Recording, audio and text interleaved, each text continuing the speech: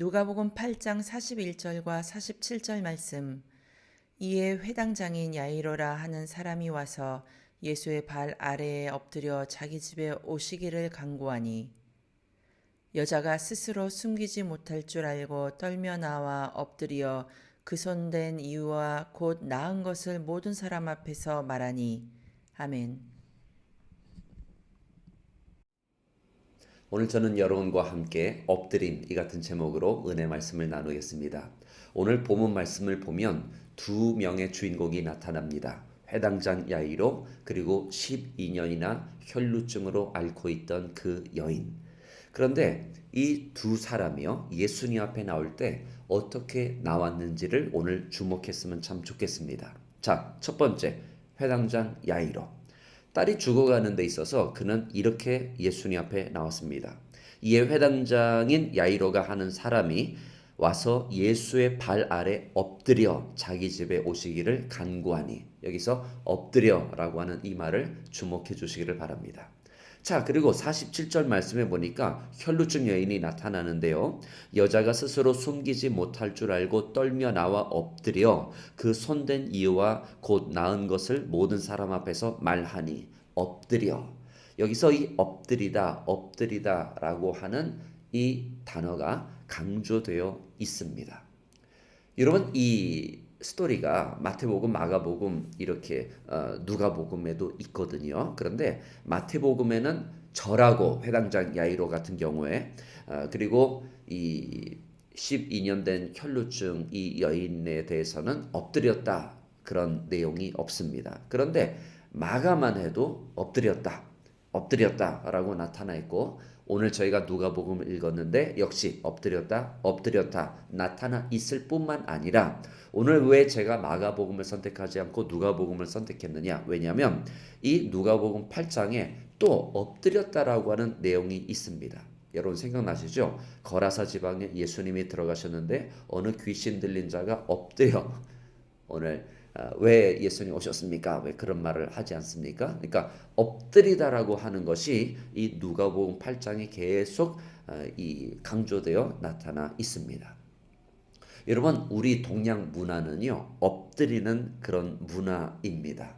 우리나라 사람들은 어떤 문제가 있을 때 뭐 무릎 꿇고 빌었어요라고 이렇게 말을 하는데, 무릎 꿇고 빌어서 해결되는 문제가 되면은 좋겠지만 그렇지 않은 경우가 많거든요. 어찌됐든 우리는 이 무릎을 꿇고 어떤 엎드리고 이런 게 굉장히 우리 문화에 많이 있습니다.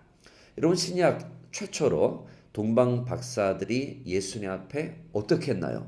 여러분 성경을 잘 보시면 엎드려 아기께 경배했더라 말씀을 하고 있습니다. 곧 이어서 마귀가 예수님을 시험하죠. 어떻게 시험하나요? 네가 엎드려 경배하면 내가 이 모든 영광을 내게 주리라. 그런데 예수님께서 뭐라고 말씀을 하시나요? 하나님께 경배하고 다만 그를 섬기라. 오직 하나님 앞에만 엎드려라 말씀을 하고 계십니다.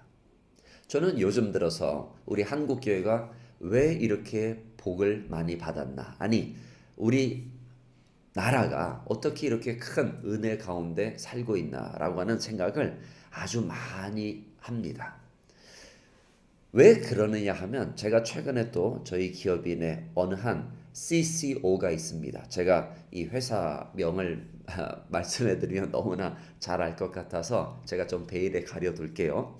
어쨌든 이 CCO라고 하시는 그런 분인데, 이 직책을 갖고 계신 그런 분인데, 그런데 자기 회사가 서울에 거주하는 한국인이라고 하는 거예요.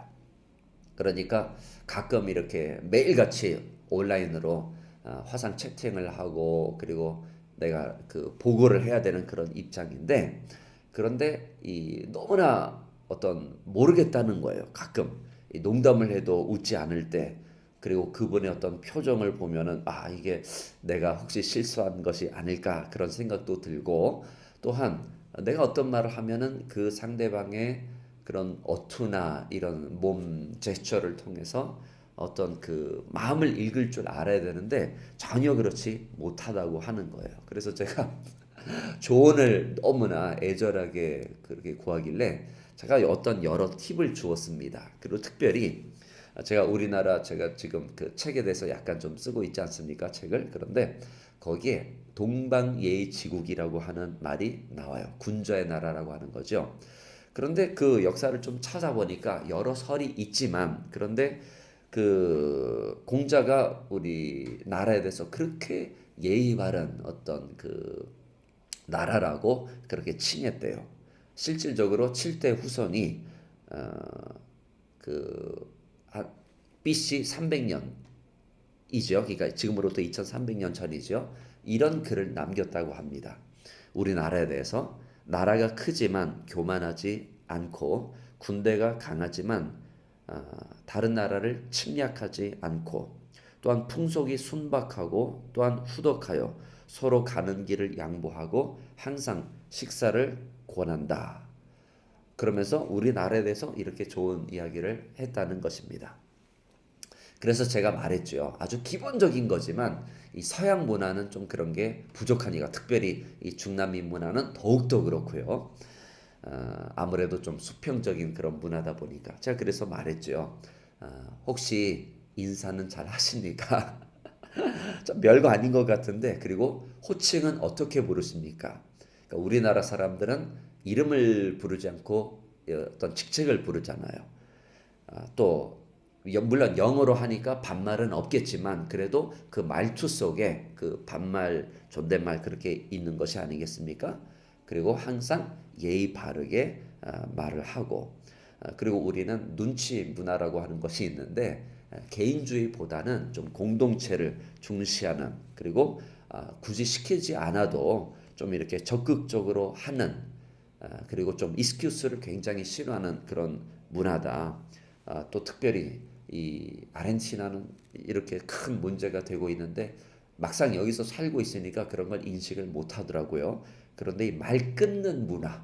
그래서 상대방이 말할 때 말을 끊지 말아라. 내가 보기엔 요 정도만 이렇게 지켜줘도 좋은 관계를 유지할 수 있지 않나. 그렇게 그냥 특별한 생각 없이 제가 말을 했거든요. 또 특별히 이렇게 제가 책을 쓴 그런 내용이 있기 때문에 그걸 딱 보여주면서 하니까 너무나 이 친구가 깨닫는 게 많다는 거예요. 참 별거 아닌 것 같은데. 그래서 오늘 저는 우리 그 문화의 그 관점에서 성경을 보면 성경에는 참 우리 동양 문화와 가까운 그런 부분들이 굉장히 많이 있습니다. 그런데 그 중에 하나가 뭐냐? 바로 엎드림, 엎드림의 문화라고 하는 것이죠. 그럼 왜 우리나라가 이렇게 엎드림의 문화가 있느냐 생각을 해보니까요. 우리나라는 바닥 문화입니다. 그렇죠? 그러니까 어떤 의자, 뭐 테이블 이런 게 필요 없는 거예요. 그냥 바닥에서 네? 모든 생활이 다 가능한 그런 전통이 있는 그런 나라이지 않습니까? 그런데 서양은 그런 게 아니에요. 그러니까 바닥에 앉는 그런 문화가 아니지 않습니까? 그래서인지 그 2000년 전에 그 팔레스타인 사람들이 지역 가운데서 그 유대 사람들이 예수님, 그러니까 하나님의 그 성육신한 그 신비, 그 은혜, 그 진리, 그 사랑, 그 자비, 그런 모든 것을 다 생각하면서 예수님이 지금 인간의 몸을 입고 오셨는데 어떻게 당연히 반응을 하겠어요? 어떻게 리액션을 하겠어요? 그래서 수많은 사람들이 전부 다 100% 그런 건 아니지만 그러나 수많은 사람들이 예수님 앞에 나올 때 어떻게 했다? 엎드렸다 이거예요. 왜? 그분은 하나님이시기 때문에. 얼마 전에 아르헨티나의 그 대선을 치르고 이제 바로 오늘 그 새로운 대통령이 또 이렇게 출마를 하게 됩니다. 그런데 국회의원들 같은 경우에는 벌써 일주일 전에 그 선서를 했거든요. 그런데 저는 그 선서하는 그 모습을 보면서 이 문화라고 하는 게 얼마나 우리 신앙에 큰 도움이 되는가 아니면 또 정말 큰 손실을 안겨주는가 그거를 제가 깨달았습니다. 여러분 그 아르헨티나 같은 경우는 가톨릭 국가이기 때문에 국회의원들이 선서를 할 때 이렇게 합니다. 나는 하나님과 이 복음서와 국민 앞에 이 직무를 충실히 집행할 것을, 또한 헌법을 지킬 것을 엄숙히 선서합니다. 그렇게 하거든요. 그런데 예전에는 전혀 그렇지 않았어요. 뭐 80년대, 90년대만 해도. 그런데 요즘에는 여러분 이게 완전히 뭐 무질서한 완전 카오스예요. 나는 하나님과 이 복음서, 그러니까 성경을 놓고 선서를 하는 거잖아요. 그리고 국민들 앞에 엄숙히 선서합니다 할 때에 하나님이 빠지고 복음서가 빠지고, 뭐 국민은 뭐 가끔 뭐 자기 뭐 마음에 내키면은 뭐 말하고 아니면은 뭐 그만이고, 그러면서 엉뚱한 말을 막 하는 거예요. 뭐 역사적 인물들을 말하든지 뭐 자기 부모를 말하든지 뭐 아무튼 진짜 이 무질서한 그런 선서하는 전혀 엄숙하지 않는 그런 모습들을 보면서, 그리고 그 당연히 국회는 여당이 있고 야당이 있고 그리고 또 소수 그 정당이 있지 않습니까? 그런데 선서할 때마다 그 여당이라고 하면 그 야당이 막 야유를 부리고 그래서 이게 도대체 국회인지 축구장인지 도대체 가늠이 안 될 정도로 참 무질서합니다. 그런데 여러분, 어느 한 나라를 보기 위해서는요, 그 나라 국회를 보면 잘 알거든요. 국회가 무질서하다.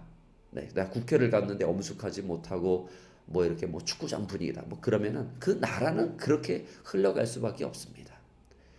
그렇기 때문에 여러분, 우리가 나는 하나님 앞에 이 직무를 충실히 집행할 것을 온 국민 앞에서 엄숙히 선서한다라고 하는 이 말은 결코 가벼운 그런 선서가 될 수가 없는 것입니다. 오늘 저와 여러분이 그렇다면 어떠한 모습일까 하는 그런 엄청난 그런 깨달음, 아니 좀 자책에 가까운 그런 깨달음이 있었습니다. 여러분은 하나님 할 때에 무엇을 떠올리시며 하나님 할 때에 여러분한테는 어떤 의미인가요? 우리들의 어떤 그런 소원이나 이루어 주시는, 우리에게 종속이 되시는 그러한 존재인가요? 아니면 우리의 모든 경배와 우리의 모든 섬김과 우리의 모든 사랑을 받으시기에 합당한 하나님이신가요? 오늘 이 회당장 야이로 그리고 혈루증 여인은 해피엔딩으로 끝납니다. 회당장 야이로 같은 경우에는 그 딸, 아이야 일어나라, 그 영이 돌아와 곧 일어나거늘. 그리고 혈루증 여인, 딸아 내 믿음이 너를 구원하였으니 평안히 가라. 어떻게 이런 은혜를 받을 수 있었을까요? 그것은 엎드렸기 때문입니다. 주변 사람들을 보시면은요, 야이로, 그 회당장 야이로 같은 경우에는요, 이 누가복음에는 아주 구체적으로 나타나 있지는 않지만 그 집으로 가는 와중에 수많은 사람들이 막 수군거리고 비웃고 막 그랬습니다. 혈루증 여인 같은 경우에 그 주변 사람들이요, 다 오히려 그 혈루증 여인이 예수님 못 만지도록 그렇게 오히려 많은 사람들이 막 밀집해 있지 않았습니까? 아무도 엎드리지를 않았어요. 그런데 회당장 야이로 그리고 혈루증 여인은 엎드렸습니다. 엎드렸기 때문에 기적을 체험했습니다. 오늘 하나님 앞에 무조건 엎드리는 아주 귀한 신앙의 소유자 되시기를 주님의 이름으로 축원드립니다.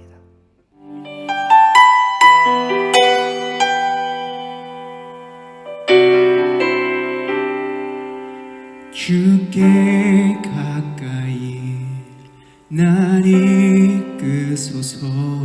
간절히 주님만을 원합니다. 채워주소서. 주의 사랑을 진정한 찬양 드릴 수 있도록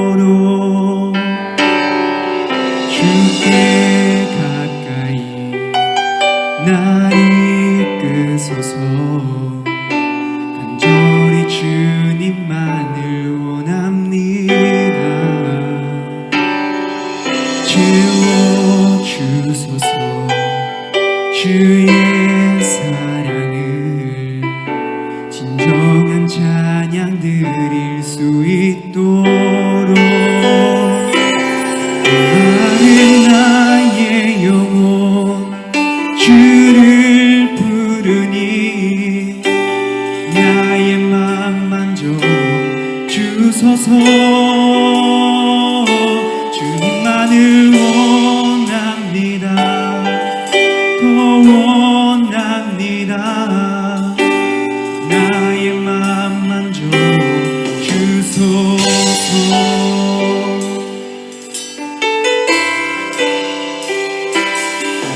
주께 가까이 날 이끄소서. 간절히 주님만을 원합니다.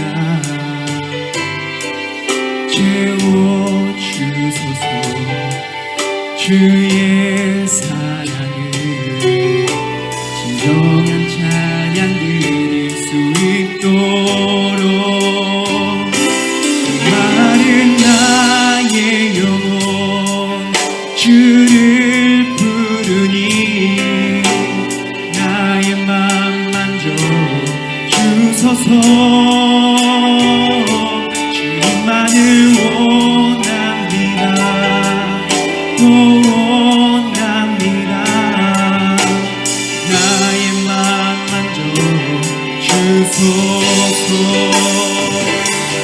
마른 나의 영혼 주를 부르니 나의 맘 만져 주소서. 주님만을 원합니다. 더 원합니다.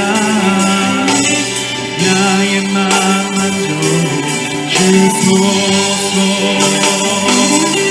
마른 나의 영혼 주를 부르니 나의 맘 만져 주소서. 주님만을 원합니다. 더 원합니다.